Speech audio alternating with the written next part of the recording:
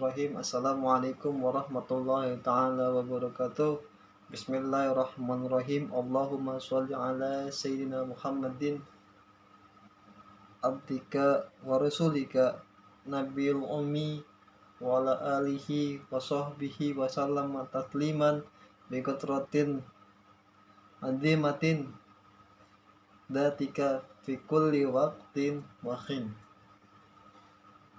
Alhamdulillah, yang saya hormati Bapak dosen, Bapak Nugroho Witi Pratomo, SS MPD. Selamat malam Pak. Izinkan saya yang bernama Niko Abdi Pratama dengan NIM 1910 1070 0401 dari kelas reguler C Sabtu semester 6 set 003. Di sini saya akan mempresentasikan hasil dari atau mempresentasikan tugas membuat proposal skripsi untuk memenuhi tugas mata kuliah penulisan metode penulisan karya sastra, metode penelitian sastra, maaf Pak.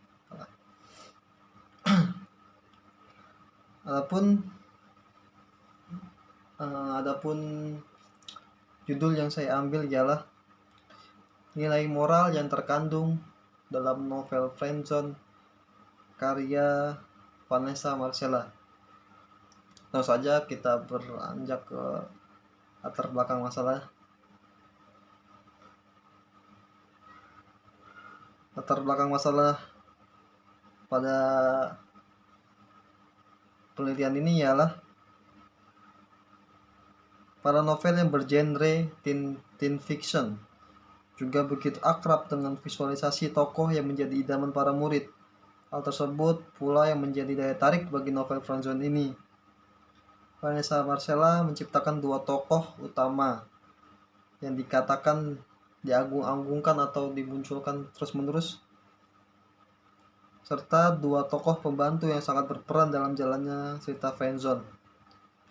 Adapun alasan penulis memilih novel ini untuk dijadikan penelitian ialah karena bisa dibilang dalam novel ini gaya bahasanya kurang bagus mungkin ya. Kalau untuk sebagian orang mungkin kurang bagus. Karena apa? Karena banyak percakapan antara si Abel dan David sebagai tokoh utama itu sering bercakap-cakap dengan mungkin untuk sebagian orang cukup kasar gitu. Tapi mungkin untuk mereka, karena mereka sudah berteman sejak lama, mungkin mereka menganggapnya biasa saja karena mereka, dan mungkin bisa jadi dengan cara itulah mereka bisa jadi lebih akrab atau lebih dekat gitu loh. Gitu. Dan penulis beranggapan pula di dalam novel ini terkandung banyak pesan, khususnya pesan moral gitu, yang dapat diambil serta dijadikan bahan pembelajaran, khususnya untuk penulis pribadi serta umumnya untuk masyarakat luas. Kemudian kita beranjak ke identifikasi masalah. Adapun identifikasi masalah pada penelitian ini ialah adanya suatu komitmen di antara mereka tentang bersahabatan, namun tak dapat dipungkiri rasa saling ingin memiliki pun hadir seiring berjalannya waktu. Gitu. Kemudian kita beranjak ke rumusan masalah. Di sini penulis menetapkan dua rumusan masalah saja ya, yang insya Allah nanti akan dijawab atau dibahas di bab selanjutnya. Yang pertama ialah nilai moral apa yang terkandung dalam novel ini. Kemudian yang kedua ialah bagaimana cara Abel dan David menyikapi perasaan yang tiba-tiba hadir di antara mereka. Kemudian adapun manfaat penelitian ini ialah manfaatnya bagi penulis ialah untuk mengasah kemampuan menganalisis serta membedah suatu karya sastra khususnya novel dan mengulik ada pesan apa sih yang terdapat atau tersirat dalam novel tersebut atau dalam karya sastra tersebut.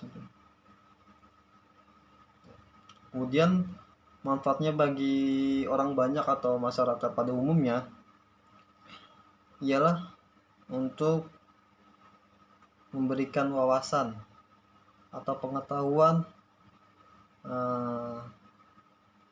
tentang sebuah karya sastra, bahwa sebuah karya sastra itu pasti akan mengandung suatu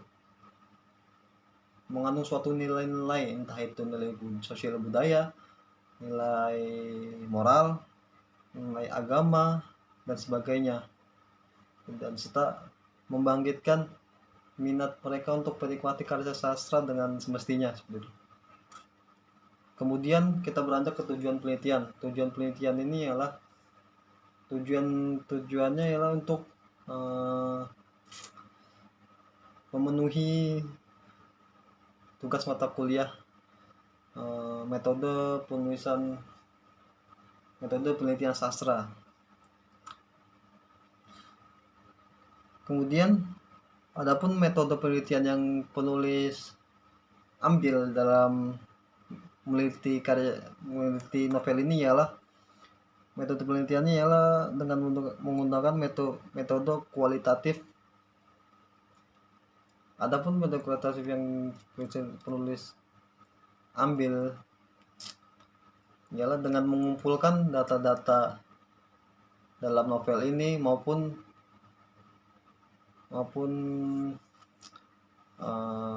penelitian-penelitian yang relevan atau penelitian yang mungkin judulnya mendukung dari penelitian yang penulis ambil ini. Jadi mengumpulkan semua data-data yang menunjang atau mendukung penelitian ini, baik dari novel itu sendiri maupun dari penelitian orang lain yang bisa diambil atau bisa dijadikan penelitian yang relevan ke depannya. Itu. Kemudian ialah kita beranjak ke metode sistematika penulisan. Adapun sistematika penulisannya ialah pada bab pertama yaitu pendahuluan, menguraikan tentang latar belakang masalah, rumusan masalah, serta tujuan dan manfaat dalam penulisan karya tulis ini. Kemudian bab keduanya ialah menguraikan tentang landasan teori serta konsep-konsep yang relevan dengan permasalahan yang dikaji dan mengemukakan pemecahan masalah yang dilakukan terkait masalah yang dikaji dalam penulisan karya sastra ini. Kemudian kita beranjak ke bab 3. Dalam karya tulis ini akan menyajikan tentang metode penulisan yang digunakan, baik berhubungan dengan teknik pengumpulan data sampai teknik analisis data dan serta informasi sebagainya. Mungkin cukup itu saja dari saya, kurang lebihnya mohon maaf.